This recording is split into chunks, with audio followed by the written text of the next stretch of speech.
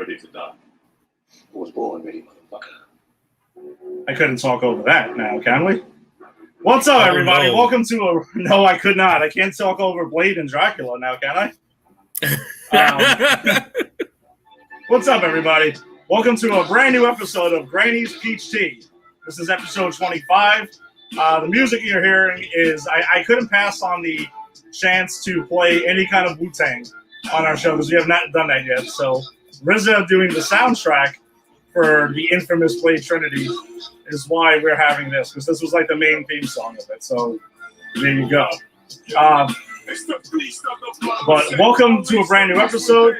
Thank you for joining us wherever it is, whether it's on the Facebook stream, or if it's on YouTube, or if it's on Instagram, or if you're catching us on the audio-only version, wherever you're getting your podcasts. Thank you very much. We always appreciate the support.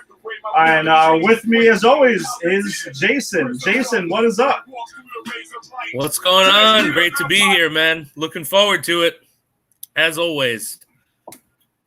Are you looking forward to it as much as your Baywatch Nights episode this past week?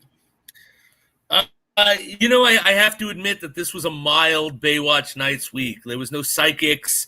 There was no shafting. There was nothing crazy. But oh, was boy, it the shafting? Yeah, you got me on the shafting. All right. Oh, God. Tally up. It's hard to make you laugh on camera when we're doing this, so I'll take that as a win. So I'll give you like there was some mild interesting stuff in this episode. First and foremost, the shirtless Hoff in a workout lifting irons montage that melds into him like putting on suits. So we get like a Hoff dressing up montage, and then he's getting his hair done. Like, so, that was worth the price of admission. It goes back and forth with him and the female lead, Angie Harmon. It's setting up a romance in this episode. Oh, wow. Hoff gets kicked in the face by a kickboxer. That was interesting. And my favorite part was the send up to North by Northwest, where a guy on a mechanized paraglider is like swooping down at Mitch on the beach and then like taking shots at him from the air. And it really reminded me, like, they wanted to be North by Northwest at that moment. Oh my God. And the best line of the episode goes to the Hoff's partner when he's at this club with redheaded prostitutes because he's using them to get, like, it's the B plot, whatever he has to do in the B plot, it had to do with redheaded prostitutes. And so two of them start hitting on him because he used to be a cop, and they're like, "Oh man, I wish you'd let me take care of you." And he goes, "I'm here on business, ladies. Be safe, and please use a party hat." Oh my God! Wow, yeah, that's the line, man. That's the line. So, yeah, and then those two people, and this was crazy to me, and I almost didn't catch this, but those two women. Nowadays would be like, redheaded sex worker or something if we were crediting them. In the 90s, they were hookers 1 and 2. Hookers 1 and 2. That is tremendous. And 2 was billed over 1. 2 had top billing for some reason. Oh, I mean, did she have more lines or something like that? Or like, I don't. Maybe I'm sure it's like a contract thing. I don't get into that. Well, Farachi, of course, catches on the prostitutes and shafting. Sounds like a great episode. Oh, sorry, boss man. No, really, we're talking about comic books here. I promise. So Captain America's Shaft. No. All right. He has more questions though. 1 and 2, they got the shaft. Oh, they did get the shaft. They should have had names. They should have been like Karen and Michelle or something. Wow, we got a lot of questions about this. I wasn't expecting this, honestly. What happened to Hookers 3 and 4? That's a good question. There weren't Hookers 3 and 4 because so this was a 90s television show. So the club were these two hookers, and that's that's what they say. And then the private detective and the guy the private detective is looking for and the woman partner who's gone undercover is a redheaded hooker. So that constituted this big club. Wow. I guess there weren't as many people in the world in the 90s as there are today. I guess not. I mean, we were there, and maybe we only saw like hookers 1 and 2, but not 3 and 4. I mean, I don't know, but Frank, that's a great question. And to be fair, Eddie, you and I went to high school in Long Island City. We did see hookers 3 and 4. Absolutely. 5, 6, 7, 8, 9, 10, probably somewhere like the 70s or something. Coming from the bridge. Oh man, that is tremendous. That is definitely tremendous. I from what I remember though, Baywatch Nights was not on NBC, right? Wasn't that like on Channel 9 here? Like UPN or something? So. Yeah. It absolutely was. Wasn't Baywatch on UPN or was that on Channel 4? Because I told you, I only saw 2 episodes of Baywatch. I could be wrong. I didn't watch Baywatch either, but I recall the show being on NBC and then maybe maybe it eventually moved to like Channel 9 or UPN. Like I'm talking local New York stuff. So I don't know. I got to look this up. I can't believe that Baywatch is getting this much attention on this show. We need to do it's been going on for a while. Hoff research. But here's the problem, Eddie, is when you invite me to do a show, I am going to make things ridiculous. That's just who I am. That is the only way that I think we can do things. I don't think there's really a way. The show was never created. Again, let's remind ourselves. We chose to name our show after an obscure reference from a superhero movie regarding a mason jar of urine. Okay? Yeah. Just take that into context for a minute, and then you can realize what kind of show you're dealing with here and what you tune in for every week. But we got Frank. Frank is coming, bringing the comments fast and furious here. We used to call the channel 11 was called Welfare 11 because poor guys saw the reruns of old shows. I mean, I remember 11 and 9 used to be kind of like the rerun stations here, or they'd get like obscure original content. 5-2, right? Saturday afternoons. 5-2 for a while.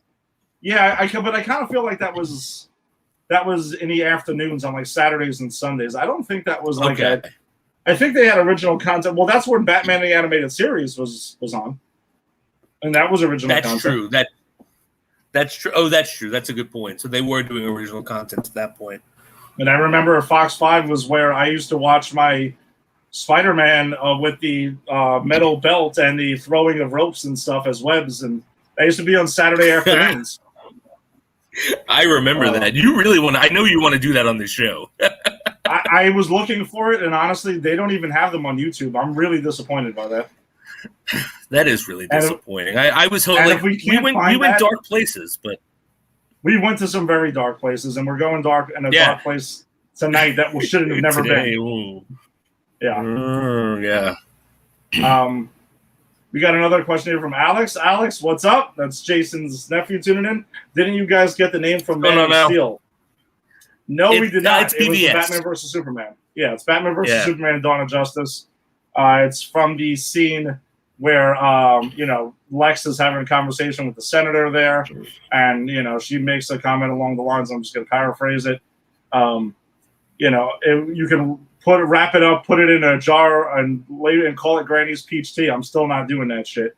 And then Lex ends up leaving later in the movie. Lex leaves the mason jar on her like chambers as it's the trial of like Superman at that point. There's like a hearing there, or he's facing trial, and the piss jar is there before the bomb goes off, and that's his way of like flipping off the senator before the bomb goes off. So that's where we got the name of our show from. And I think originally we talked about using that as a rating system, right? Like, was this fresh lemonade or was this Granny's peach tea? It might be. We might have to adopt that at some point. We haven't really had a rating system for our films yet, but maybe one day. All right, so let's. We got a lot to get to today. Well, not like a ton, but we got our usual CW verse to get to. We're going to kick things off, though, with DC's Legends of Tomorrow, Season 6, Episode 10. Jason, start us off. Like, share your thoughts. What's up with Legends? All right, this was again fun stuff. Last episode we had said there was conspicuously no Constantine in that episode. So this episode is a Constantine episode with almost no Gary, Sarah, or Sharp, right? And that's fine. They come in at the end. They're not really missed. They're not really needed in the plot. But Constantine teams up with Aleister Crowley, the painting, and a vampire, and he wants to get his powers back. So this is the they've been teasing this with Gary about like where this fountain of everlasting magic is. So this is John looking for it. He gets this vial of like pure magic, evil magic, whatever, from the vampire that Crowley hooks him up with. And him and Spooner go off to find the well. And so it's interesting to see Spooner like sort of on her own sort of solo adventure with like duo adventure, you know? Yeah. Because she's been a very, very background character up until now. And they go to World War II Spain and join the revolution, which I thought was fun, you know? I love his Scotch set, by the way. He has a Scotch set in his apartment that I would, if I were like a black arts, you know, magician sorcerer, I would have that Scotch set in my castle. I can see that. Yeah, right. I mean, you know, why not? I mean, I have a Scotch set, but not like that. Yeah. So Did you have Scotch set envy? I do have Scotch set envy. I I do. The man has he has a nicer coat than me, he has better hair than me, and he's a better fucking Scotch set. Come on, man. And he's got an English accent. This, you know, I feel very insulted here. No. I mean, Jason, you could have an English accent if you really wanted to. You would probably drive everyone around you completely insane with it, but you know, you could do it if you really, really wanted to do it. No, my wife would be like, stop. And yes, ma'am. Okay. Yes, enough. And that poor woman puts up with so much. I have to, you know. So the A plot is Constantine and Spooner trying to find this magical well. Nazis are involved. Always fun when Nazis are involved, you know, as villains and things like this, because you can really hate them, you know, like that. I think Nazis are like the perfect villains because you can hate them because they're not really human, you know, but they look it. That's my personal theory. And then the B plot is Gus from the last episode, the little baby, hits a growth spurt and becomes a monster and starts wrecking house on the ship, while Rory, who has like the eggs in the back of his head, is arguing with his daughter about getting his head checked out. He's feeling really terrible for leaving the alien to die on the planet. There's some interesting stuff there. Then, real quick, we get John Constantine dresses as an Italian priest after he was shit-talking priests in the beginning of the episode, and he pretends to be on the side of the Nazis. That was really fun. He gets Spooner and this kid Fernando free. The kid Fernando drank from the well. He's got the power. They get to the well. It's dried up. He convinces Fernando to give him his power, but he is not worthy, so he has no power there. And then the Nazis find them, and he drinks the evil magic stuff from Crowley, and he just goes dark magic on them, and he kills them all. And that's why it had to be Nazis, because if it's anyone else and you just kill a room full of people, people go, yeah, but even if it's a comic book thing, I mean, they were a room full of people. But when you kill a room full of Nazis, people go, all right. Yeah, that's fine. Nazis. Yeah. So what happens pretty much is that he starts, he trades the Crowley painting for like this huge supply of that magic juice. And here's the really messed up part. Spooner, who helps him out, sees that he didn't get his power back, and he uses that juice and puts power on, like puts a spell on her to sort of subvert her own will and say, okay, you're going to tell everyone this, and you're going to think this, and you're going to do this. So it's really setting John up going into a dark spot. So, you know, so I think overall it was a really fun episode. I think it was a good episode adding to what's coming next. And I'm curious, they had a magical donkey reference Yes. about a donkey that, right? And I'm curious if that was kind of a nod to Doom Patrol, because that's that first episode of Doom Patrol, Yeah. the donkey who eats the town and shits it out. Uh-huh. That's an interesting point there. Honestly, I'm gonna admit that did not cross my mind while I was watching the episode, but that's pretty interesting. It might be because again, I just watched Doom Patrol 2 months ago. Like I just binged all that stuff not too far back. Mm-hmm. So it's still fresh. My Doom Patrol watch was not that long ago. It was actually last summer when we had nothing to watch. Oh, okay. Yeah, okay. No, I didn't watch it when it was live. So was that one of the ones you were on the fence about? I didn't want to sign up for DC Universe. I was just not willing to do it. And then I heard some good things. And then once everything started moving over to HBO Max, because they pretty much put the Knicks, they didn't nix DC Universe. They just strictly made it comic oriented. Like if you have DC Universe, you can read unlimited comics and unlimited issues and digitally whatever the hell you want. Like Marvel has one like that too. But they also had exclusive content, which was Doom Patrol, Titans, Swamp Thing, Stargirl, and Harley Quinn. And now they've kind of spread them out to different areas because the membership wasn't really flying through the way that they wanted it to. So they figured, let's get this content in other Warner Brothers owned, streaming services, and that's where we're at now. So, Stargirl was the only one that went to CW, and if you want to count Swamp Thing, went to CW. And then the rest of it went to HBO Max. Okay, that makes sense. And like I think that was a mistake on WB's part trying to launch a DC thing. Like I think DC has some great TV content and cartoon content. There's some great stuff there, but I don't know if I don't think that the MCU could launch their own thing without having something else. You know what I mean? Yeah, I mean, I wonder if they put the MCU shows on like the Marvel Universe, app, and made it a package deal. How would that work out? Right. I don't know. We'll never know. I mean, Disney Plus has everything, like Star Wars. They have like kids stuff. They have movie. They have a lot more stuff. I think you just keep your streaming services. Keep your comic book stuff separately. Yeah, that's exactly it. So, I thought it was a fun episode. I thought the. Go ahead. No, I was going to say that's Legends of Tomorrow. What'd you think of it? I enjoyed the episode. Wasn't one of my favorite episodes of the season, but it was fine. It was fun. I really liked the character of Constantine, so I'm glad he was front and center this week. After not getting him at all last week, I thought there was a cool reference to the Wonder Twins that was in the episode when when Zari and her brother, they're just like, damn it, what's her last name? Something like that. Powers activate. Like you knew exactly what they were going for.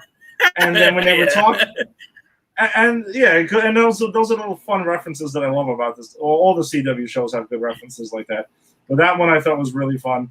And there was another reference made to, which was just a very self-aware one, where like newer, OG Zari, if that's what we're gonna call her, the original Zari's back, and she says, and she's referring to Mick being pregnant with the alien eggs and stuff like that, and she's like, maybe we just had maybe we just created the content for our own spinoff.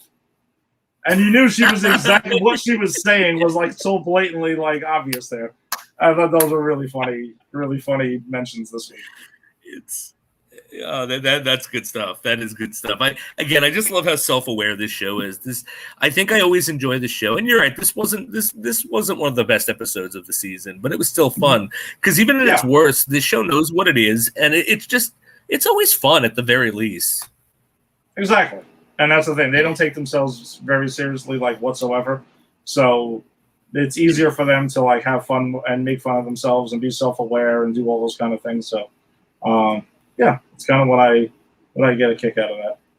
All right, so let's take it to something I think we'll definitely have some stuff to talk about here with The Flash. Season 7, episode 18 was the season finale for Flash. I kind of felt like they had some momentum building up leading into this episode. Not a terrible episode, but I think just reflective overall on the season. The season overall there was no big final season finale, huge payoff in this episode. I didn't get that feeling at all. It was just kind of like, we knew he was dealing with Godspeed. He's been dealing with Godspeed for like the last what, 3 episodes, 4 episodes, or something like that. Like it hasn't been a season-long build-up. And I just it was fine. The episode was fine, but that's just not what you want. Like I was really looking forward to this finale. Didn't really get what I kind of wanted. We got Flash versus Godspeed, which we knew we were getting. You know, they're talking in Godspeed's mind over there, and he tells him, "Hey, I want organic speed," because Godspeed's speed is made off of I believe it's like Velocity 9 or something like that. Like it's made off of it's artificial speed. So that's why his clones and everything like that are going around sucking the speed out of speedsters and things like that. So that's pretty much what it is. He's like, listen, Flash, give me organic speed or I'm going to destroy the city, essentially. And that's pretty much what we get. Kind of like typical villain 101 plan. Like, give me X or I'm going to destroy everything and stuff like that. And then we get Team Flash with Jay Garrick. He's back in the fold, which I do always love when they bring him back. Original Flash from the Channel 2 early 90s series. Nora and Bart are teamed up as well. And then they also team up with the Speed Force. So that was something that they'd set up. We're taking the shape of his mother, Nora. So she's there. She helps them out. She gives them like this Speed Force boost at one point so they can fight things off. And they have this big battle. Even Iris gets into the action because she has like a little bit of Speed Force in her. So she wears, not one episode where she was like the Flash. She gets to do her thing, and for whatever reason, I mean, I guess just give Iris something to do since she's been sort of sidelined for the last couple episodes. Whatever. I wonder if that was a pickup line that Barry used, like, hey Iris, you got a little Speed Force in you? You exactly. Want some? You want some speed? I can give you a little Speed Force. Oh, I can put it in you. The Chester just comes out. What did I say? What did I say?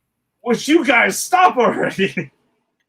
But then it boils down to this fight at the end where Godspeed is going to fight the Flash because the Flash eventually gives in to give him the organic speed with it because it looks like there's no way that they could defeat him. His kids talk him into it. They give him that, but they have a plan. It's a bait and switch. Not really a bait and switch plan, but so Barry goes to fight Godspeed, and then the twist here is that Iris went with Nora, Speed Force Nora, and they ended up freeing Thawne. So Reverse Flash comes back. Reverse Flash and Flash team up to fight Godspeed. They take him out there, and then we get that whole thing. So Thawne, the thing everyone was waiting for all season was, Thawne's going to come back. Thawne's going to come back. Yeah, we got him back for like 5 minutes. So he's there. It's kind of like, I'll get you next time, Flash, blah, blah, this and that. And Barry knew that he was going to turn on him. So, I mean, essentially the big thing to come out of this is that Thawne exists again and he's back and whatever, that's fine. Barry and Iris renew their vows. Cisco's there for the 2 scenes he's in, and they go ahead and he's the officiant there, which didn't really get anything out of that. It's not like something that needed to be done. It's like whatever. But we find out something really random. Captain Kramer is a meta. That whole storyline that they've been going on with all season long wasn't exactly resolved, I don't feel. We just find out that she can she can mimic the meta powers of a metahuman who was like in a certain radius around her. So she mimics the Flash's speed at one point, and that's how Joe West sees it, and that's that. And that's kind of the episode, and it's like, all right, whatever. Again, it wasn't terrible. It wasn't one of these eye-rolling episodes, but I was really hoping we were going to deliver on something bigger. The whole Reverse Flash return just seemed like it was completely out of left field to me. I was like, okay, what the hell is this about? I mean, you're setting something up for next season, I guess. I don't know. Jason, what'd you think of it? Yeah, I thought it was fine, but I mean, it wasn't great. I mean, it wasn't. No. It was all right. Like, I think the thing is, you hit the nail on the head when you said before, like, He's been fighting Godspeed for 3 or 4 episodes, and I think the show is acting like this has been going on all season. They keep talking about, finally end this war, and I'm sitting there going, the war that just started 2 episodes ago? Like, this is okay. And then, like, there's so many shots of just these, like, Godspeeds fighting each other. And randomly. It's not randomly, and it's not exciting. It kind of reminded me of the old Power Rangers show, because it's just, it's just 2 things hitting each other. It has no meaning to me. There's no emotion there. I thought some interesting things happened. I like that they got. I like that Thawne was there. I mean, but again, like, he didn't do anything really. I kind of thought it was cheap when they had, like, the Jedi swords, when they were, like, the lightsaber battle. Yes, that's right. I'm sorry, I totally forgot about that. I was trying to. Yeah, go ahead. That was terrible. But, like, that's how they defeat Godspeed, is they all conjure up, like, I don't know, lightning swords, but it just looks like zigzagged lightsabers, and they fight. And yeah, it was fine. I actually liked Cisco being the officiant. You're right, it means nothing, but it was like, but at least Cisco's there. That's kind of nice, Yeah. Like, yeah. I can agree with that. Because it was just a meh episode for a meh season. And I think that it really was trying to treat this like, this is the resolution you've been waiting for 22 episodes. And it's like, you've had like 5 or 6 stops and starts throughout these 20 whatever episodes. Like, you're resolving something you started 2 weeks ago. I don't care. Yeah, it just seemed really clunky the way the season rolled along, and they didn't. It feels like there was no direction of the whole thing. It was just kind of like, whatever. So, and even like, they've been talking about, as you said, they've been talking about Thawne, and he was nothing, right? That came to nothing. They've been talking about Bart, right? Oh, we're gonna get to see Bart. And that's it. We've seen Bart these 2 episodes that he's done.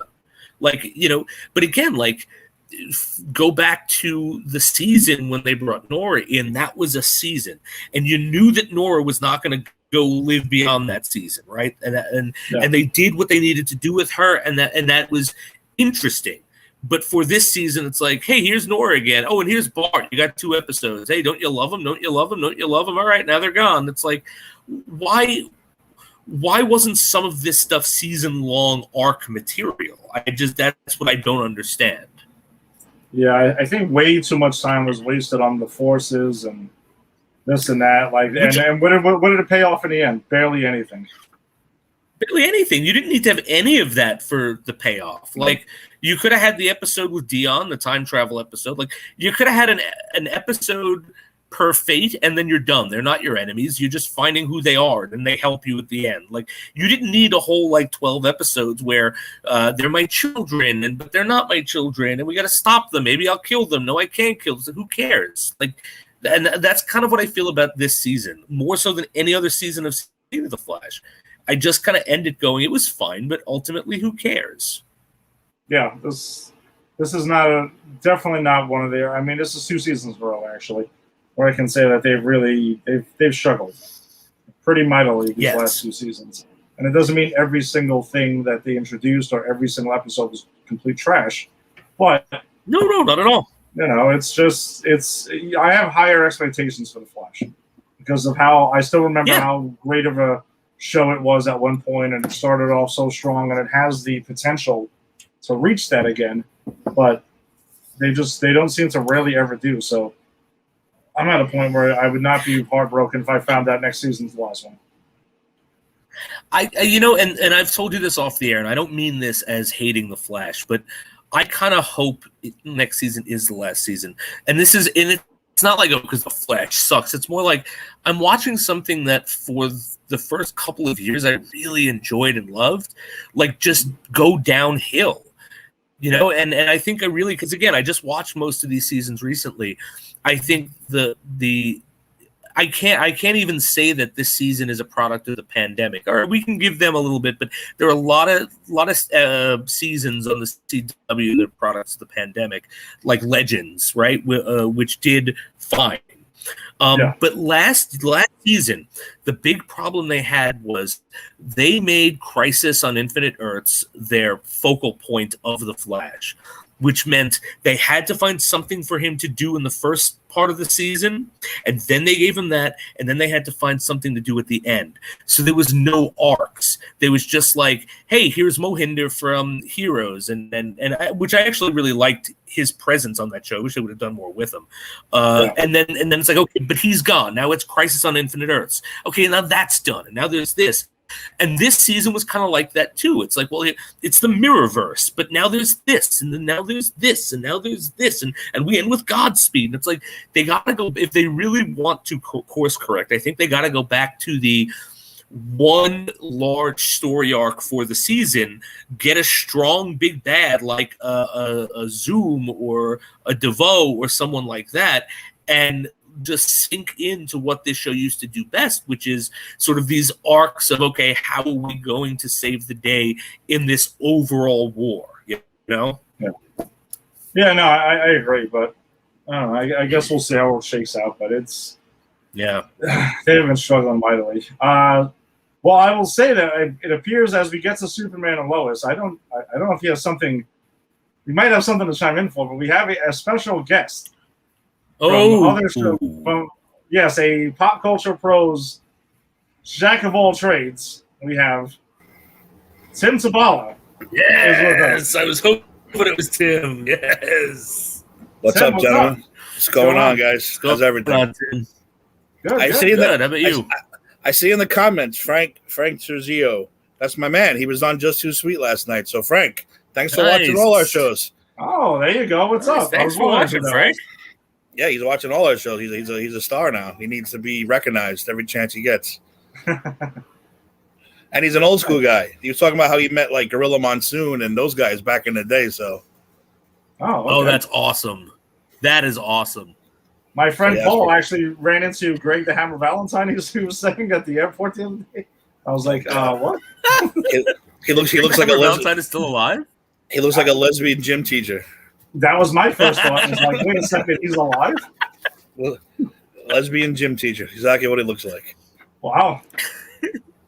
Yeah, it's. But didn't he kind of always look like that, just with longer hair? Like, true, but he was and a better body. It's true. And a better bunch, true. No, him and Beefcake were just on that Treasure show together. Oh yeah, they look terrible together. It's even worse. Oh, Beefcake looks bad too. I mean, of course. I mean, people age. And these guys beat the shit of their bodies. So I don't want to be mean, but it's just heartbreaking. Like Beefcake always meant like. Let's put it this way: Beefcake really means beef and cake now. That's how big he is. Yeah. He's not beefcake. He's beef and cake. They call him Brutus beef and cake because that's what I eat. Beef and cake. Ooh, yeah, he's a big boy. No, I didn't want to interrupt you guys. I'm attacking all the shows this week to make the official announcement. Okay. Star Wars show coming, baby. Star Wars show coming. Nice. Hosted by myself. I don't have a co-host. I don't have a name yet. I don't have my logo yet, but it is coming. Okay. So I'm attacking everybody's shows and I'm making the announcement. And hopefully, if I get it all done by Tuesday, it will be Tuesday. Oh, all right. Nice. And I want in on the Christmas special. In on the Christmas special. But definitely doing the Christmas special. But also, Jason, I want to officially invite you. I want you to do a, what's the proper word? Soliloquy on Admiral Akbar. Soliloquy, is that the right word? I don't know if that's the right word. I can give a speech about him for sure. Let's do it. No, that's not the right word. Soliloquy. I want maybe a weekly, or bi-weekly actually. We're gonna do it. We're gonna switch Just Too Sweet and the Star Wars show every other Tuesday. Because those guys are super busy now. Now they're back working again. People, everything down there is open. So these guys are hard to get a hold of now. So they're all working 24/7. They all work retail and stuff like that. But yeah, no, I want you to come on as my Akbar correspondent, and like, you can do it. I'm in. And at least every show you got to come on for like a 2-minute why Akbar is the greatest character of all time. I will. Done. I will. I'm going to put a list together. Nice. I'll bring. I'll bring my action figures. Yeah, it's not just going to be the movies and the shows. We're going to do. I got some people lined up about tattoos. I got like people who cosplay, people with collectibles. Because I met this person on TikTok is very good for Star Wars people. Cool. There's a girl in there who has like 60 lightsabers. I said, you must be spoken to if you have 60 lightsabers. Because not even the Jedi Temple had 60 lightsabers. So that's a little ridiculous. So that's all I wanted to say. This is more of an exploration into Star Wars fandom. Then it sounds like not just the movies and television, as you said, but like the sort of lifestyle behind it. Yes, because if we just did the television show and the movies, it'd be a month show. It'd be over, and what can he talk about? And until the shows start rolling out again. But yeah, the show would be over if we just broke down every movie and TV show week by week. So yeah, I want to switch it up with cosplaying, tattoos, all that kind of stuff, the fandom. And I will make room, Jason, also for Star Trek. I want to do a Star Wars versus Star Trek type thing. So I know you want to do that. Yes. Yeah, I'm all good with it. I know you are, but like I'm shocked. I'm a little shocked. I gotta be honest. All are welcome. All are welcome on my show. I don't care. Well, I'll do a fucking Flash Gordon thing. I don't care as long as it's Star Wars esque. Will you do a Flash Gordon episode? Yeah, why not? Hey, I would like to listen. I think it'd be hysterical to do a porn parody to talk about one of those parodies. They have better budgets than most movies do nowadays. So I think that's hysterical. Actually, that's a good point. It is. They have huge budgets now, those for freaking movies. Special effects. It's ridiculous. So, but that's all I wanted to say, guys. Go back to your show. I have to go do what I'm doing. And I like Blade Trinity. I don't love Blade Trinity. Wow. Oh my! How are you going to leave us now before we get to Blade Trinity as being the guy who's going to defend it? I'm not going to defend it, but listen, you got Deadpool, you got Jessica Biel, and you got Blade. I mean, Tim, when was the last time you saw Blade Trinity? It was on 20 minutes ago. You watched it though? I was flipping by it. No, it was just on. All the Blades are on lately. On Stars. On Stars, I think. No, I watched it like a month ago, I think. Okay. Yeah, that's Ryan Reynolds' Deadpool audition. That's what you basically call that movie. If that was his Deadpool audition, then he shouldn't have gotten the movie. Just saying. Yeah, he's Deadpool in that movie. That's all it is. A wisecracking. No. You must not like Deadpool if you think he's Deadpool in that movie. It's Ryan Reynolds doing Ryan Reynolds, and I'm fine with that. That I can agree with. And Jessica Biel being Jessica Biel, I'm fine with that too. I don't like Dracula or the idea of Dracula, but whatever. You got Triple H, you got a Chihuahua. I'm all good. I don't think it's great. It's definitely the worst one of the trilogy. But hey, whatever. Wow, I really wish we would have popped you in during the Blade Trinity review, man. Because me and Jason would sharpening our knives. Maybe I'll come back. I'll come back. Let me see if I can come back. If not, I'll pop it on the commentary at least. But I wanted to make that quick announcement. You guys are both invited, but I know Jason definitely wanted the Akbar spot. So you have the Akbar spot. All about Akbar. Thank you, sir. I appreciate that. You have that spot whenever you want to come on for that. So it's all yours. I appreciate it. I'm gonna try to do some crazy research into the actor. Like I'm gonna get broad with this. I'm gonna see what weird shit I can bring. Do it. I love it. That's what I want. And we'll have to come up with a name for your segment. It'll be just like a real like news show and say, now let's go to Jason for this week's Akbar snack bar, and then you just go off on Admiral Akbar for 2 minutes, and then that's great. I can't wait. Fun. I love that character.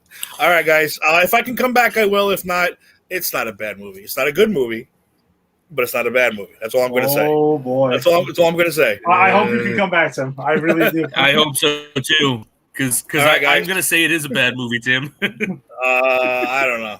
Some of the movies you've done, you're gonna call this one the worst one? No. No. I never said it was the worst one. No, not the ones we've covered. No, No, we've definitely exactly. done worse. But I am going to say that it sucks because it's vampires. Okay, all right, whatever. You can do it. I just wanted to make that pun, to be honest. All right, Tim. Well, congrats on the show. Can't wait to see it. Yeah, looking forward to. Super excited. Looking forward to listening. Spread the word. Spread the word. All right, guys. Catch you later. Have a good show. All right, thanks, man. All right. It sucks because like vampires suck, right? Like. Yes, right. I got it. I'll try harder. I'll try harder. I'm with you. All right. Well, let's get back. Let's get to Superman and Lois, season 1, episode 13. Is this the finale? No, there's is 2 the after finale, this. or do we have? Oh, okay. No, okay. 2 more. So they got 15 episodes this season. I wasn't sure. Changes what I have to say. For. Okay. So it's an episode I enjoyed. I've enjoyed every episode to it. There was a lot of interesting themes here that were in the episode. It wasn't the most action-packed episode. I think the last few we've gotten have been super action-packed. This one takes a lot of times to ask some pretty important questions with Superman. And I'm Jason. I'm really dying to know if your mind went to the same place mine did with a certain topic here. Oh, okay. So we're already there. We did not even speak about this prior. Yeah, if it's the topic that I think you're going to say, then yes, I believe so. Let's see. Well, let's first big question. By the way, it's almost a WTF moment, by the way, for Superman and Lois. Okay. So John Henry Irons has a Kryptonian tracking system, and that tracking system did not say Clark Kent is fucking Superman. Come on. No. I was so annoyed by that. I was like, what the hell? All right. All right. I figured that would be the case. But doesn't it make up for it that he's living in their like barn? I mean, that's kind of really funny, isn't it? Like he's great. just living with this point. I think that's fantastic. I absolutely think it is. So I think let's get to the big thing, the storyline we're talking about. So in this episode, the question comes up because in the last episode, Clark was kind of like had Zod's, consciousness put in him temporarily, and he got into a fight with John Henry Irons. And then we also know that General Lane and DOD has had this whole series of weapons and plans to stop. What do we do if Superman has to go bad one day? And that's a big thing. So General Lane has it. Then he's like, no. Well, Clark proved last episode that he's, if you want to say, pure of heart, and he's a good guy. We're going to scrap that whole thing. I think it was like the 7746 section. Yeah. Right? I believe that was it. And then... Yeah, I think that was it. Yeah, they're going to scrap it. And then Clark is the one who's like, you know something? That's not the best idea. I think you should have it because I kind of lost control for the first time in my entire life. And I'm not going to lie, there's a part of it that felt good. And it was like, they need to have... Go ahead. I loved that. Like, yes. Again, I'm not a Superman guy. This show is making me see Superman in ways I have never seen him before. Just the humility and the sort of the wanting the greater good, even if you are the greater evil. Like if that's a possibility, and him just going, no, you got to keep it. Like, again, this show is doing stuff with Superman and making him so real in a way that I never thought I'd see Superman. And I just, every time I see moments like this, I just want to shout it out because I think the show is doing great work with this character. Yeah, no, they really are. So then Clark pretty much, Clark and Lois get into this whole back and forth because Lois is like, no, you're good. You're never going to be corrupted. You're never going to do any of this. You kind of proved that. And Clark is the one saying, no, you should just make sure because the Earth should have a way to defend itself. God forbid I were to do something. Now, this very thing partially bummed me out because there's a certain character that this kind of means that they don't have the relationship that we thought they had, at least in the Arrowverse or CW-verse, is that this is fucking Batman. That is where Batman comes into play. Batman would have this shit all laid out already. We all know this. Yep. Yes, they did a whole cartoon about it where his plans are hacked and each and every one of the Justice League is taken out as per Batman's orders. And when it ends, him and Clark have this huge sort of argument, and Clark says to him, "You are so full of yourself. How come you don't have you got a contingency plan for everyone? How come you don't have one for yourself?" And he looks at Clark and he goes, "I do. It's you." Because they are each other's contingency plan. And so, yes, it's exactly what I thought. I was like, God damn it, man. If we had Batman here, that would be awesome. Yeah, it bums me out, though, because, again, and that means that we're not going to see them have that. If Batman ever really shows up in the CW-verse, it's not going to be in the way. They're not going to have that relationship. So I thought that kind of bummed me. But, yeah, that was the thing. We got Lois lying to the Smallville Gazette about trying to protect. So pretty much this episode overall is dealing with the ramifications of what happened between Tal and / Morgan Edge and his whole situation in Smallville and that whole thing, and putting the consciousness of Kryptonians into everybody. So now the town doesn't trust Lana Lang and her husband, and they're trying to find this firehouse doesn't even want him to come back. So he's dealing with that. She's trying to find a job. There's a whole thing to it. Jonathan and Jordan Kent, they kind of go off with their little girlfriends here. Or at least on one half it's a girlfriend, because he finally Jordan finally gets to kiss this girl after a while, because she's like, just do it, let's go, kiss me, let's go on. And then they get arrested after that for being in a place that they shouldn't be. So there you go, price to pay. And then I'm sure he thinks it's worth it. Oh yeah, I'm sure he was like, let's go. And then Jordan, all right, cool story. Yeah, exactly. You can tell if it leads down that path, and you can tell your kids about, hey, listen, the first time we kissed, we got arrested for it. Well, poor Jonathan, man, he gets the shit end of the stick because there's this girl that he feels like out of his league, and randomly says, hey, let's take a ride and go somewhere and stuff like that. And meanwhile, she's just trying to get information and gossip on what really happens so she can tell everybody. So he ends up walking home eventually. I kind of imagine him walking home like Bruce Banner in the Hulk show, dun, dun, dun, dun, having his thumb on the side of the phone. I don't know why that popped into my head. It was ridiculous. I paused it laughing off to myself. That's awesome. That is awesome.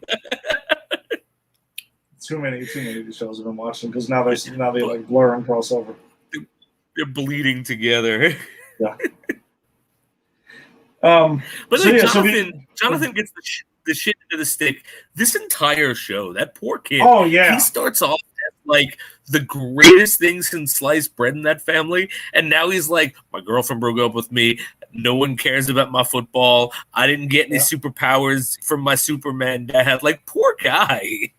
He's getting shit on a lot, man. I really hope next season, or at least in these last 2 episodes, man, he gets something, because that kid's gonna snap. That kid is definitely gonna snap. It is.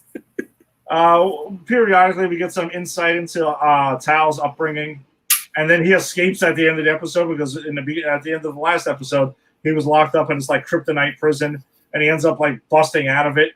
And the dude goes and flies to the sun to recharge. And did you get the feeling that he was getting all the consciousness of all the other Kryptonians, because you kept on hearing a bunch of voices? That's kind of what I got from it. What did you get? Whatever is happening, I think, because they talk the whole time about what the executioner, or what's the name they keep dropping? That device that he destroyed at the end of the last episode. I think that's where all the consciousnesses were bottled up in. Right. And so they keep dropping that, and so I think and then there's this whole thing where in the flashbacks you see him we're not going to do it your way, Father. We're going to do it my way. I don't have to die. So I think the original plan was what he's doing, and I think you're right. He's taking them all in, and it's going to destroy him and allow them to do whatever. But I think it's interesting that this was the original plan, that he changed, and he makes the decision to do it because he failed. Because what he wanted ultimately was this brother relationship with Clark. There is even a moment with him and his father, wait, there's been another one on the planet like me the whole time and you never told me. They think he's a hero. We can do things differently. So I thought that was really interesting that you get to see that side of him. And then he kind of like, and I think they even say like his consciousness is gone. Like he's gone when he leaves. Like, and so whatever he's doing, I think you're right. He's taking in that consciousness, and he's going to be some sort of doomsday device himself. Yeah, that's kind of what I got from it. But yeah, no. Again, the show's been really strong. They're heading to a good finish. Like a lot of these shows, where I'm pretty confident Superman and Lois will stick the landing on this one. Because you also got John Henry Irons and his suit and everything, and he's got his kind of like their second hero. And that's something that we missed is that so Superman, the compromise that Superman makes is that they're going to keep all of those Kryptonian warheads and whatever they have, but the only person who can activate it is Steel, John Henry Irons, because he's the only person that Superman trusts. So in a way, he's being the Batman figure. It's not the same, but he's the one with the finger on the button and no one else. So I thought that was cool. Jason, is anyone really the same? No. Is Batman? No, not at all. Batman is the greatest of us all. Yeah, no one is ever really the same. But yeah, no, I know what you're saying. But I get what you're saying, though.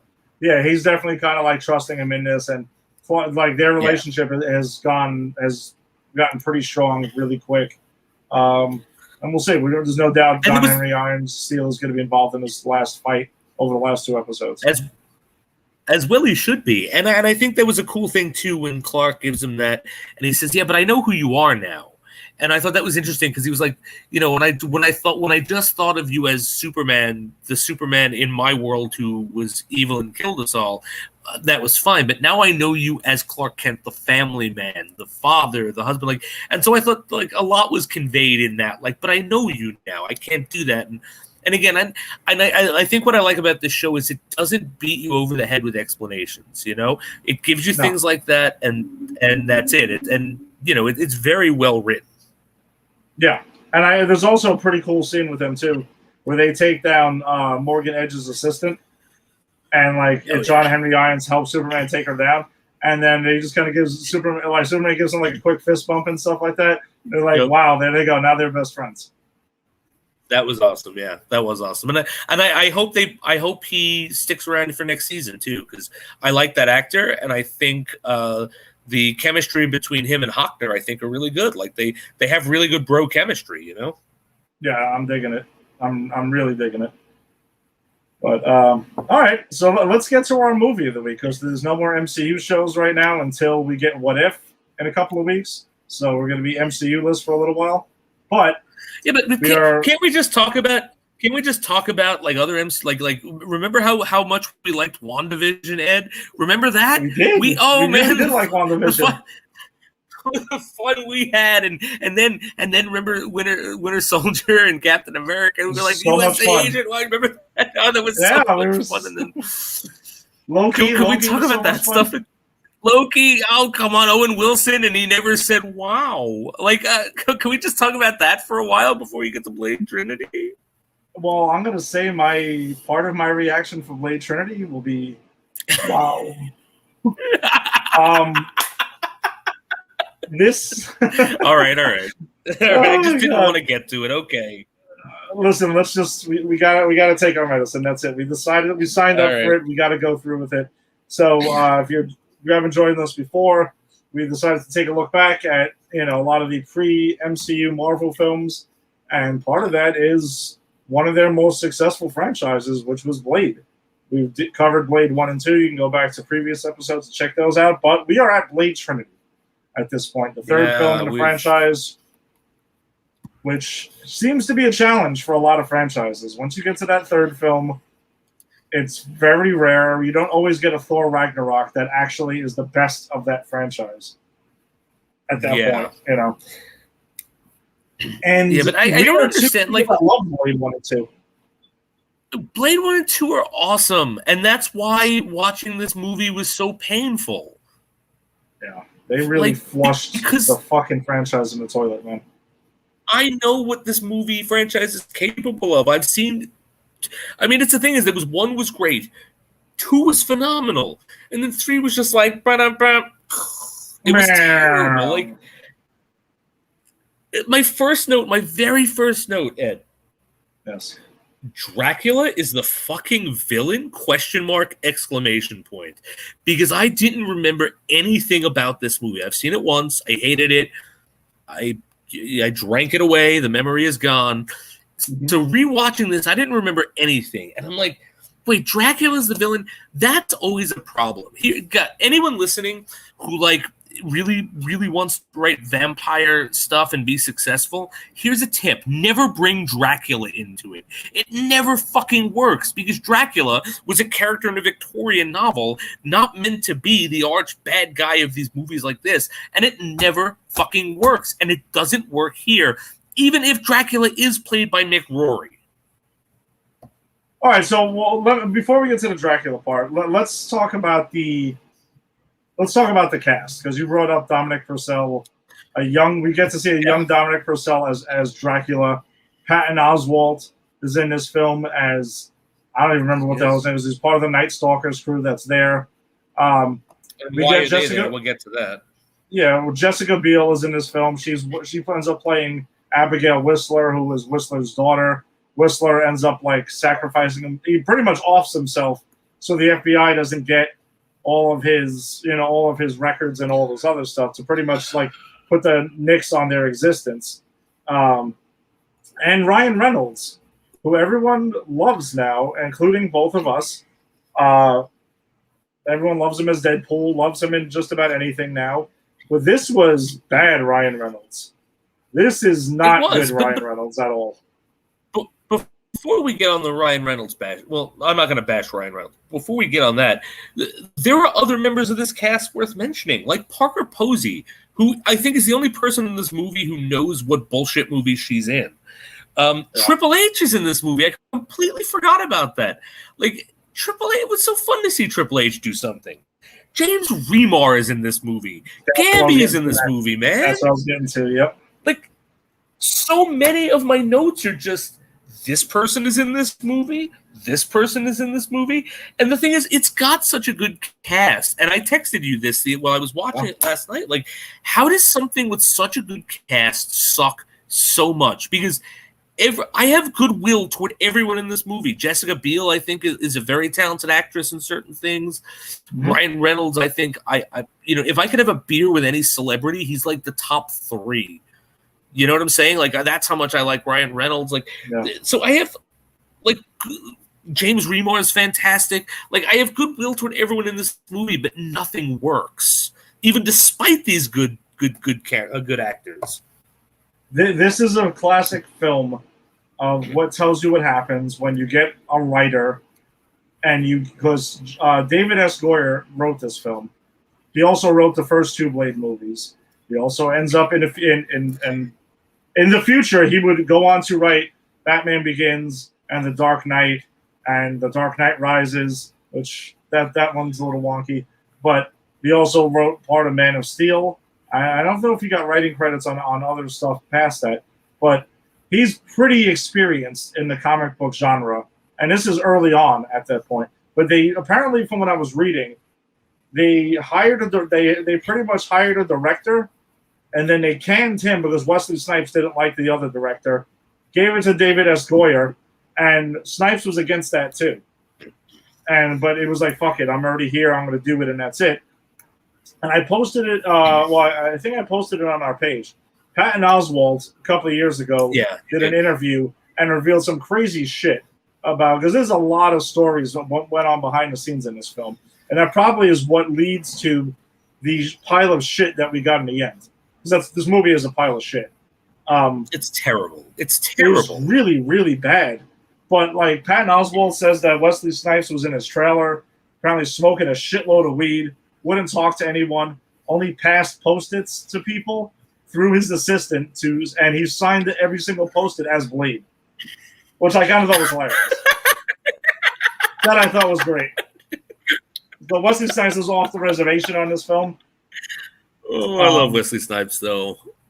Oh, no, I love Wesley Snipes also. Another part of the cast that we both love and adore. but just the end product is absolute shit. It blows my mind that the same guy who wrote Blade 1 and Blade 2 wrote this movie. Because Blade 1, and here's the thing. Blade is not a talky movie, okay? When I say they're well written, I'm not saying there's great dialogue. It's like, no. It's not that type of movie. But when I say it's well written, I mean, like, the plot coherently fits together and things logically, fit. And it's interesting how things happen. So, like, this guy obviously knew how to write a Blade movie. He wrote a really good one and a fantastic one. Yeah. What happened? Because part of the reason this movie is so bad is the writing. It strikes me as if it's written by like this movie reminds me of me in high school. It's just trying so fucking hard. It's trying so hard to be edgy and cool and look at me, and it's like, but you're not, buddy. I'm sorry. Come here, Blade Trinity. Let me give you a hug. You're not edgy or cool. It's like there's in the opening scene we have vampires in costumes so they can't be disintegrated, giving the finger to the sun. That was my first note. That was my first note. Middle finger to the sun. Like, what are they, 12? And this movie is very much in tone. Like when we first meet Ryan Reynolds, he's got a sticker on him that says, "Hi, my name is Fuck You." The best part about this movie is the fact that Blade apparently, and maybe this was just Wesley Snipes going, "I'm just going to bitch on set and you're going to film it as Blade," but Wesley Snipes actually is reading the audience's mind because he's like, "Why are you wearing that stupid thing? This is stupid. You're all going to get yourselves killed. Wait, you're Whistler's daughter? Whistler's family is dead. None of anything in this plot makes sense." Like, that's Blade. And everyone is just like, no, it does. Let me explain. Yeah. Like, and Blade, and honestly, Wesley Snipes seems like he's okay in this, but he seems pretty bored at times too. So I guess it kind of adds up. Like, yeah, I agree, but that's what I'm saying. That we are Blade in this film. Like, yes, he points out all the nonsense. Yes. We are Blade in this film.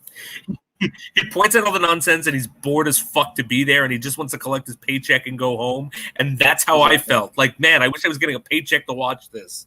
But you know what it is they take the first two movies were Blade movies. This is kind of Blade and Friends. Like the setup for this movie, my listener friends, is that they set Blade up as killing a human. They one of their familiars pretends to be a vampire, and there's actually a really cool chase. I thought that was a cool chase. That was a really good chase, actually.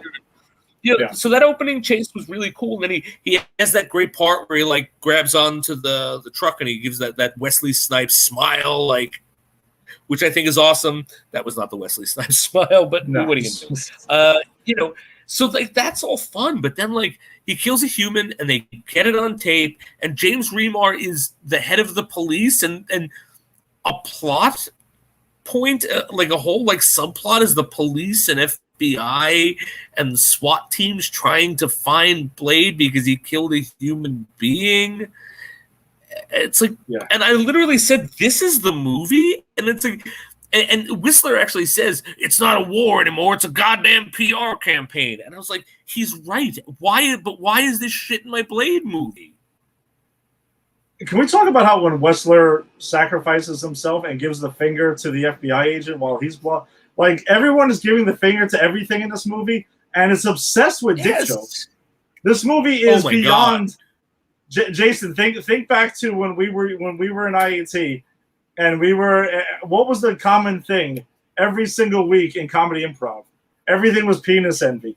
Every single thing was penis envy. Yes, right. We were all obsessed with dick jokes. This movie is obsessed with dick jokes to the point where the I forgot her name. The female lead vampire even points it out in one scene. Parker Posey. Yes. Yeah, Parker Posey points it out. She's like, "Can everyone in this room please stop fucking saying dick for 5 minutes?" Yes. Again, self-aware, pointing out how ridiculous this is. Dude, but the thing is, Blade gets the inhaler, takes his serum, and is a close-up of an erection. And then Blade fights after that. So let me get this straight. Blade now suddenly gets erections when he gets his serum and fights people with an erection? That's what we're going with now. Were they trying to get were they trying to get the Viagra sponsorship? I mean, what were they doing here? I don't know, man. When I never forgot about that. I remember the first time I saw this movie, I was like, did I just see that? Because they like close up on it too for no reason. It's ridiculous, and there's so many and then there's like vampire vibrators. Like Dracula walks into like this. We're just gonna jump around here, right? But Dracula walks into this like vampire sex shop, and they're like and like they're like all gothed out, and they're eating Count Chocula, and they're.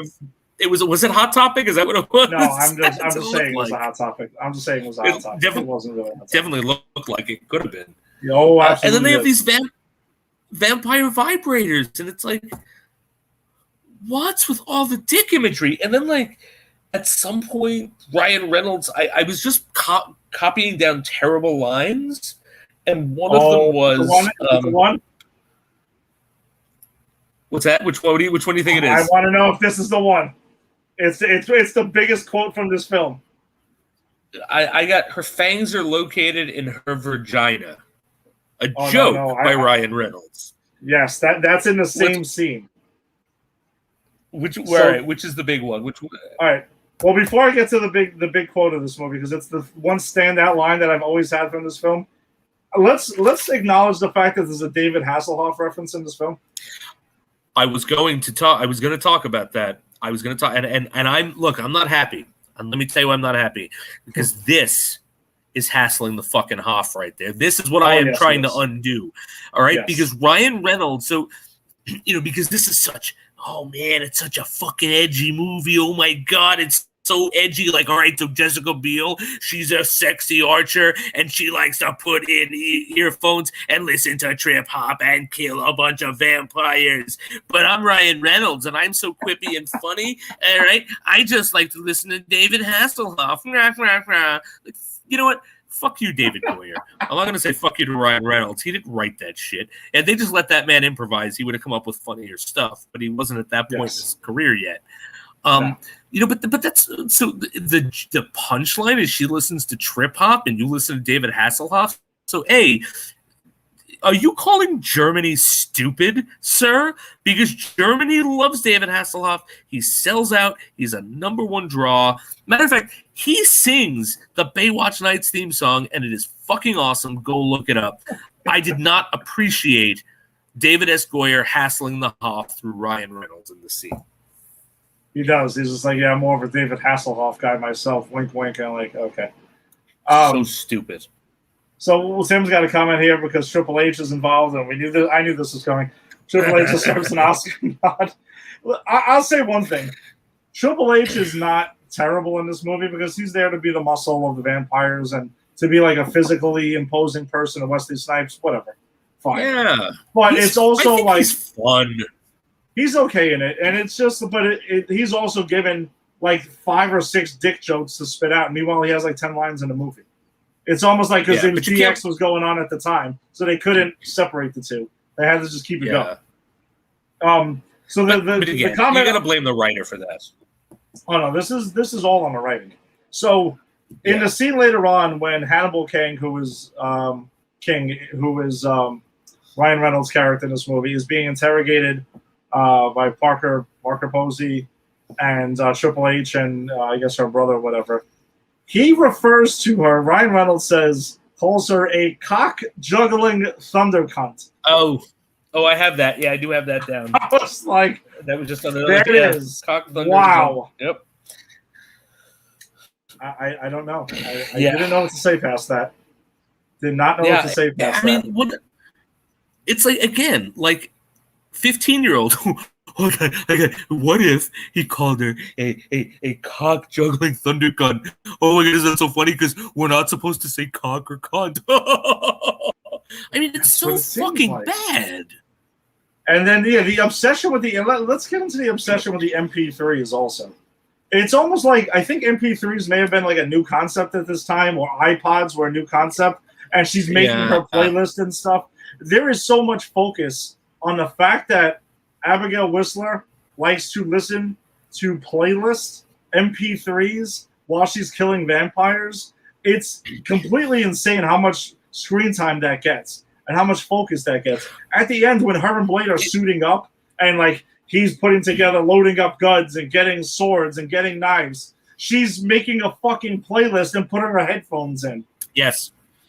It's so, because again, it's so edgy. Oh, isn't it? It's not just enough. It's not just cool enough to kill vampires. You gotta do it to a hot score. Like, come on. It's so stupid. Again, this movie is trying so hard. And, I'm just saying, if I'm gonna hunt vampires, sorry, go ahead. No, go ahead. If I'm gonna hunt vampires, I'm probably gonna want to make sure that I have all my senses to hear them and to see them. Yeah. So I'm probably not going to watch a movie, or I'm probably not going to listen to that shit, and I'm going to want to kill the vampires. And that's another one, by the way. That scene where she's introduced, and she's in costume, and she lures the vampires in to kill them when she's acting as like a mother carrying a baby. Yeah. The baby has "fuck you" written on it also, and it pisses out garlic. It's so stupid. It's so stupid. And then the explanation for these Nighthawks, or whatever the fuck they're called. I know I wrote it down, but I don't. That's it. Whistler was my dad. That makes no sense. Whistler's family died. I'm illegitimate. I found him. He wanted me to help you. He put us together. Yes. Really? When? And I want to know. Tell Blade about any of this. He wouldn't tell Blade about any of this. Get out of here, because you know who his child is. The closest thing he has to a child in these movies is fucking Blade. All right, it's not Jessica Biel, the Archer. And it just doesn't make any sense. And then, like, I don't understand the purpose any of those Night Stalkers serve outside of Ryan Reynolds and Jessica Biel. Like, so we meet Patton Oswalt, who's like a Q, and then we waste about 10 minutes going through like, hey, I did this and this and this. And you know what happens next? Patton Oswalt is killed. Oh, and then there's the blind woman with the daughter, and you know what happens next? The blind woman is killed. And then there's the other guy who I don't even remember. He's also like, everyone is wiped out. Why are they even in the movie? It makes no sense. And they're wiped out by Dracula, who takes on Whistler's appearance, and I actually wrote down what yeah, he could shapeshift, but at first I wrote down, why wait, Whistler's back? And then okay, it's him and you can shapeshift. They set that up before, but when did he see Whistler, and how does he know what Whistler is to these people? Because I believe Whistler was dead 10 minutes after they brought him back. Exactly. Thank you. It's so stupid. And by the way, the unforgivable sin of this movie is you actually have Chris Christopherson for the whole movie, and you kill Whistler. Like, I think I have it. Like, I think it was like less than 20 minutes in. They're killing Whistler. Yeah. It's like, why? The movie, you want to make this movie work? Here's how you make this movie work. You're doing Blade and Whistler doing whatever the fuck they're doing, whatever stupid plot you're going to come up with that isn't this shit, right? And Jessica Biel tracks them down, and her boyfriend is Ryan Reynolds, and they hunt vampires and they want in on it. And Blade takes them in to train them because they're Whistler, and Whistler still is alive. Like, that's how you do this. But having them constantly save Blade, and fucking Ryan Reynolds always like, quip, quip, quip, oh, I've saved you. It's like, no, they're not. Why are they so powerful? Who trained them? How did they get, like, Blade is part vampire. How do they do it? Because Whistler doesn't do it. Whistler gets his ass kicked in every movie. That's the point. If you're a human, you get your ass kicked. Like, none of this makes sense. Sorry, I went on a tangent. This movie makes me angry. It's well deserved because this movie fucking blows. I mean, and we haven't even gotten to the vampire dog yet. No, we're not there. We're about to get there, though. So let's talk about Dracula. Well, actually, no, screw that. We'll save Dracula in a minute. Let's talk about, screw it. Yeah, there's a vampire fucking Pomeranian, and there's two other vampire dogs that are there. And even like Hannibal King at one point is like, you put fucking, because they were experimenting. He's like, you made vampire fucking dogs, completely absurd, and they literally run out of a fucking window, and that's it. That's their use of this movie. That's it. So you chase them for one scene, and they run out, they jump off a window. And Triple H goes, "Did you see my dog?" Because the Pomeranian was Triple H. Could you get it? Because Triple H is a big guy and the Pomeranian's a small dog. Yeah, it's brutal. And by the way, speaking of the dick lines, I did actually write down one of the most egregious lines, which is Triple H's. And when the fuck did you see my dick, fuckface? Yes, you double dip in the fucks in one sentence. Yep. And it's simply because he said something about him having like a small dick or something like that, and that was pretty much the comeback because we have to keep it going. Right, exactly. We got to talk about dicks, and I think that's when Parker poses like, "Can we stop talking about dicks?" And that's when he's like, "Yeah, you got teeth in your vagina. You got pussy teeth. I mean, come on." Yeah. Sorry. Go ahead. I keep hijacking you because I get so. No. It's fine. Listen, we're both stabbing this movie to hell, like with our knives here. So Dracula.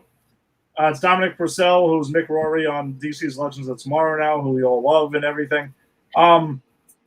I personally don't mind the choice of Dracula as the villain in this movie, simply because, and again, in the comics, the Tomb of Dracula, Blade is involved in it.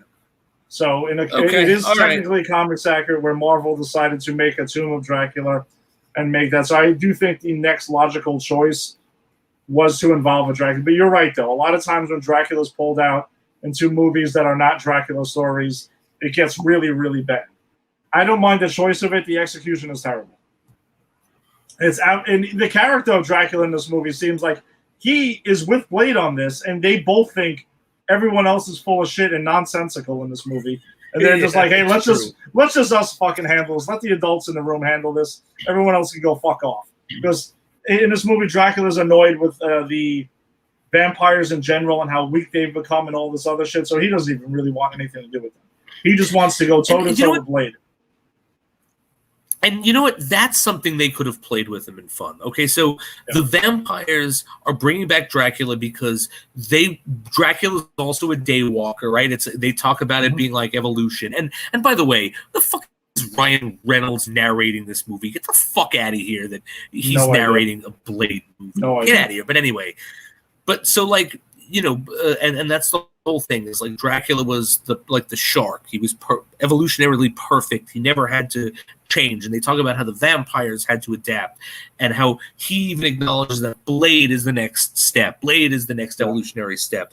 So like, so they bring Dracula back because they want to learn how to be daywalkers, and Dracula's like done with them, but like nothing comes of that. Like, it would be interesting if Dracula, because you know what, I'm gonna lay waste to all of these big houses, which we don't even get those like from the first two, like the houses and the different like vampire, like Parker Posey and Triple H are kind of like, I don't know, like Wall Street people. I don't know what the hell they fucking are. But yeah, just sort of, give us like him then going to war with vampires, and then maybe he works with Blade, and then maybe there's like a kinship, and then they have to fight. Like they had stuff here to do interesting things with, and what they decided to do was go, I just farted, dick, pussy, ha ha ha. Yeah, that's right there is literally the way to describe this movie. I mean, they just really, really shit the bed on this one. And it sucks, man. And the thing with the Night Stalkers is their whole thing was they wanted a Night Stalker spin-off movie, and that's why they introduced them, and they thought that was going to work, and let's get Jessica Biel, let's get Ryan Reynolds, and no. It really, really didn't work. It's so funny you said that because I actually was thinking about, and I didn't know that, but I was thinking about describing this movie before as watching a sitcom that is trying to give you a backdoor pilot, to start something else. And that's exactly what it was. And it's like, it's Blade and Friends, Yeah, you don't need the Blade and Friends. I mean, listen, he had and Friends and Blade too, and it worked much better. The whole him teaming up with the Blood Pack and everything, that was infinitely better than this crap. Infinitely better. Because absolutely, because there's tension. He teams up with the Blood Pack, and they're going to have to fight, and there's no one he can trust, and then you don't even know if you can trust Whistler. So everyone he teams up with, there's all this tension. But from the very moment, we meet Jessica Biel and Ryan Reynolds. Ryan Reynolds is throwing a vampire through lighting him up and throwing him through a two-way mirror in a police station to save Blade, and Jessica Biel is Whistler's daughter. So it's there's no tension in them trusting them. So it's just they're fighting together. And again, they're all as good as him, and he's the superhuman one. That doesn't make any sense. Yeah. That's what Angie was asking too. She was just like, wait a second, how are they hurting these vampires in these fights? How are they keeping up with them at all? And I'm just like, let it go. Right. Let's just get through this movie. I just want to get through I don't even want to. Yeah, let's just stop. But she's 100% right. Because again, if you're not a superhuman thing, you don't stand a chance. And the former Blade movies were clear on that. And that's why it was so interesting that he was with the Blood Pack. Because how do you fight vampires? Well, you need other vampires, or it doesn't make sense. Exactly. So, they do say at one point Ryan Reynolds was a vampire. By the way, I want to bring this up too. So Ryan Reynolds was a vampire and then was cured, right? Because the blind girl from American Pie, she's one of the actresses from American Pie at the time. Is she really? Okay. Yeah, I literally think all she's ever done was this movie and American Pie, and that's it. I don't think she's ever done anything else. So there was a cure, right, for vampires. Why not just start curing people? Start curing vampires, and that's it. What's the point of that? Yeah. And in the first Blade movie, the doctor that we meet in that, she's working on a cure. Maybe you could have said that there was a connection to the two, because that doctor in the first Blade is never mentioned again, right? Neither is that cure, never mentioned in the second one, which is fine, because in the second one, the focus shifts gears completely to a completely different, isolated problem. You could have connected those, and that kind of would have, that could have made things pretty cool. She would have been like, "Oh yeah, I picked up this vampire cure from a doctor," and Blade would have been like, "Oh shit, yeah, I know who that was, and years ago we worked together, blah blah blah," some shit like that. That would have been too smart, especially from the same guy who wrote both films. That irked me. That really irked me. Are you sure he wrote Batman Begins and Batman? Absolutely. Are you sure he wrote those Nolan movies? I'm gonna look at him up right now. David. I can't By the way, I want to let you know that when I write in David S into Google, David S. Pumpkins is the first one that comes up. As well it should be. Because because you know that Dark Knight is in my top 5 favorite movies of all time. Batman Begins is in my top 20. I think they're both well-written movies. I can't believe the same guy who wrote those wrote this. All right, I'm going to let you know some of the... All right, so I looked up his IMDb, right? On my screen right now. As a writer, he is currently writing Masters of the Universe. He's writing he's writing a Hellraiser reboot. So let's see. He wrote the screenplay for Terminator Dark Fate, and he also wrote the story for it. Which I liked too. We were talking about that when we saw Black Widow. I liked that movie. Yeah. He wrote Krypton, the TV series that I watched one episode of and just didn't really care about anymore. Let's see. He wrote BVS. So he wrote Batman vs. Superman Dawn of Justice. So now he wrote the Constantine TV series. He wrote the Constantine TV series that was on NBC. Wow. But I really liked that. Wow, it's so weird because he does stuff I hate and he does stuff I really like. He wrote Man of Steel. He wrote The Dark Knight Rises. Ready for this? He has such an interesting career. Ghost Rider: Spirit of Vengeance is his. Get out of here. Get out of here. Oh my God. Let's see. Wow. He wrote The Dark Knight. He wrote the Blade TV series also, which I told you that's where Sticky Fingers jumps in as Blade. And I kind of remember that series being okay. I mean, I would like to go back and revisit and see how I feel about it now. Yeah. Is that streaming anywhere? We could cover that. I would rewatch that. Oh, absolutely. I'm gonna look. I'm gonna see if we can find it somewhere. Okay. If it's streaming, if I can watch it, I'll watch it and we can cover it. Oh, this is gonna get good though. Ready? He wrote Batman Begins. He wrote, and this is for Burr. If Burr ever watches this, he wrote Puppet Master versus Demonic Toys. Oh, that's a great flick. I can't believe he wrote that. And as we mentioned a few weeks ago, he wrote Nick Fury, Agent of S.H.I.E.L.D. with David Hasselhoff. That's right. He's wrote the first two Blade movies. Here we go. Jason, this is for you. He wrote The Crow City of Angels. Oh, God. I saw that in the theater. I remember that. Oh, my God. Dude, I remember that. Wait. Did we see that together? No, but I remember you coming into school at that time and you flipping out on it. Because I didn't see it. And I think you may have went with Bear to see it or something like that. And you guys were adamant about how much it sucked. It was so bad. The Puppet Masters, you know what they call Dollman, versus Demonic Toys. But do you know what they call a group of crows? A murder of crows. A murder. That's a line from that movie. I've only seen it once. I've never forgotten it. I was traumatized that day. He also wrote Death Warrant, which is the Jean-Claude Van Damme excellent classic from 1990. Okay. So he's written like Puppet Master movies and Van Damme movie. Like Kickboxer 2, The Road Back. All right, not Kickboxer, but Kickboxer 2. That's fine. He didn't look all right. Not everyone is Kumite. You know what I mean? Sometimes you're Kumite too. The next adventure. I have to admit, though, I like most of what you've said there, and I guess I just have to just say, okay, sometimes not everything could be good, like, because this sucks, and I've made my feelings about BVS clear. Those were the two that you said where I was like, ugh. But he's written some fun stuff too. So all right, David Goyer, you win this one. I will say David Goyer's career as a writer seems to be very up and down. Very up. Like, you have no idea. When he's involved, you can get greatness like The Dark Knight, or you can get Blade Trinity. You really have no idea.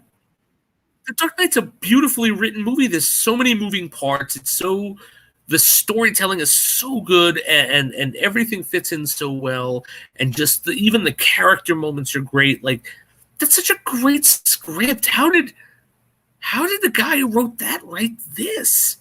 Because nothing in this works. Like, that's the thing. It's like I really think so. Also, it's 2 hours, which is egregious. Get out of here with your 2 hour bloated fucking Blade movie. It was a slap in the face. Like, the other two were an hour and a half, and they were fantastic. This is 2 hours, and like, I literally was taking notes on things you could have cut. You could have cut 40 minutes out of this 2 hour movie, and it would have been the same movie. Because there's just so much garbage in there. Yeah, it's a rough watch, man. So I think to close out Blade Trinity, we obviously do not recommend it. But just if you do choose to revisit the Blade franchise, just understand that the third one gets pretty bad. Pretty yeah, bad. I'm gonna say this: like, you go into one and you can have a lot of fun, and then you gotta watch two if you watch one. And then look, I get it. I'm like, if I've watched two movies, I have to watch the third one. Yeah. Like, if I start something, I have to finish it. So if you find yourself in that moment, then just understand that it's not gonna be good.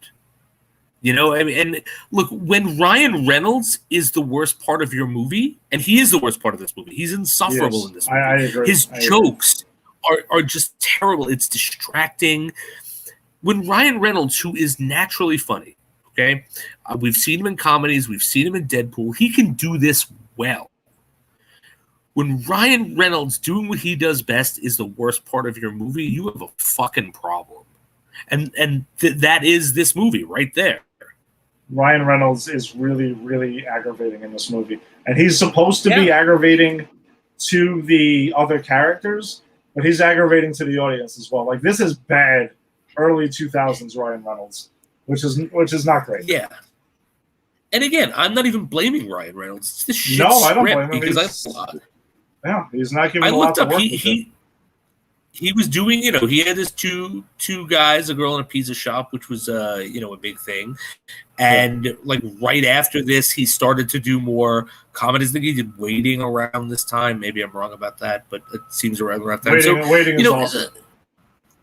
Waiting, yeah, that's a fun movie. Like he's such a talented guy, and that's the thing. When one of the most talented members of your cast is the worst part of your movie, you really have to step back and go, what am I doing wrong as a writer-director? Yeah, I agree. All right. Well, that pretty much does it for our Blade movie. Our Blade look back at Blade. We'll get Mahershala Ali and Blade. I mean, we'll see though. If we can find the Blade TV series with Sticky Fingers, then maybe we'll take a look at that and maybe review that. We'll watch the season and give overall, because there was only one season it lasted. And I remember it was on Spike. It was on Spike TV when it first launched, if I remember correctly. And we've been talking about doing themed shows, right? Like we've been talking about doing like The Watchmen. We've been talking about doing Swamp Thing. So maybe like if we can find it, we can sort of save it for when we do the new Blade, the MCU, whenever that comes. So we might be able to. That's still a couple of years away. I think we might want to just knock out Blade soon. All right. Well, fair enough. I didn't realize it was that far away. No, it is. Yeah, it's pretty far away. But if we do find it in good clarity and stuff like that, decent quality, then we'll check it out. We'll let you guys know what we think. All right, cool. Well, thanks for joining us. We always appreciate the support. If you liked what you heard here today, you can go to YouTube on Pop Culture Pros, subscribe, check out all the playlists, check out all the cool shows that we got going on. If you're into the Yankees, there's the Empire 161 show with me and Lisa. We do that where we talk about the Yankees every week. If you're into the Mets, you can check out Steve Faraci and then put it in a book show. If you're into wrestling, you can check out Eric and Tim on the Just Too Sweet show. They're usually on Tuesday nights. Tim's brand new Star Wars show. That'll be alternating on Tuesday nights too. So I can't wait to see that. We'll see what he does with that. And Star Wars is a huge passion of Tim's. So I can't wait to see what he does with that. What else we got on there? A to Z show. That's on Sundays normally. You got Eric, who covers everything literally from A to Z. That's 4 quarters show where they cover all topics in sports over there. And you got Jada and Kyle, which I know Jada was going to see a screening of Snake Eyes, G.I. Joe Origins tonight. Which, by the way, I want to say that I got an email around 3 o'clock this afternoon with a screening pass to go see Snake Eyes tonight, and I turned it down because of Granny's Peach Tea. So nice. That's dedication right there. That is dedication. But me and Jason are going to see it on Sunday night. So next week, if you want to know, and just so we all know, what is our next movie? Because as we know, knowing is half the battle, my friends. Yes, that's literally what I'm getting into. So next Wednesday, you can come and check us out for our discussion of Snake Eyes G.I. Joe Origins. Pretty excited for this. And we're going to talk about the other G.I. Joe movies, the failed ones that are not connected with this. There's no continuity with this, but it was the last time Paramount tried to start the G.I. Joe franchise in live action. We're going to be talking about G.I. Joe, The Rise of Cobra, and G.I. Joe Retaliation, starring Dwayne The Rock Johnson. So we're going to cover 3 G.I. Joe movies next week. We're going to get into that discussion. It's going to be all G.I. Joe, all episode next weekend. And me and Jason are going to try to pick out 2 episodes to discuss. We'll talk offline and see. We'll just try to handpick a couple of them out. Because there's some really wild, crazy shit that happened to G.I. Joe. So, it should be a fun time. I know exactly what episode. And look, anyone listening, if you want to throw in on Granny's Peach Tea, I'll do a post tomorrow. Anyone wants to throw some possible names of episodes and where they can be found, maybe we can take a look at them if we have time. I definitely know which one I'm looking for. Ed got one that he's looking for. I don't know if Tony's going to be able to join us and if he's going to have one. But throw some names up there. So, worst case scenario, just watch a bunch of terrible G.I. Joe episodes. Yeah. Or there's also the animated movie. If we can't find the episodes, there's also the animated movie. I'll be honest with you. If we weren't doing the first 2 movies, like if we weren't doing 3 movies, I was going to say that we should do the animated movie. But I think 4 movies is a bit too much. Yeah, so that's extreme. that maybe we've gone over the deep end. Well, whatever. Yeah, we're going to jump into G.I. Joe, knee deep into G.I. Joe next week. So come back and join us. We'll be talking about spoiler discussion the whole time of Snake Eyes G.I. Joe Origins. So thanks again, and we will see you guys next week. All right? Peace. Later.